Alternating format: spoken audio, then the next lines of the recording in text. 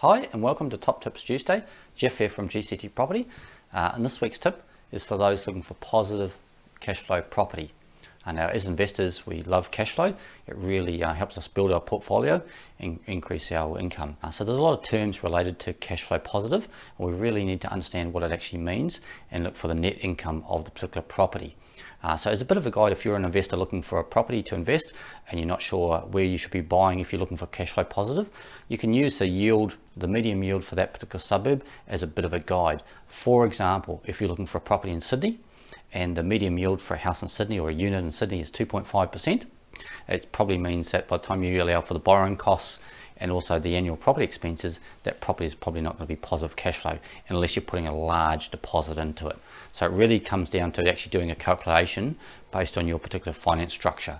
Some investors will be using equity from a current property. So when you're understanding the cash flow, it's important not only to allow for the loan on the investment property, but also that other 10 or 20% deposit you're borrowing from your current equity of your current home or another property. So you're looking at the 100% financing and you're making sure that you've taken two loans into account. Quite often we hear about these high cash flow type properties, very high gross yield or gross rental income figures quoted.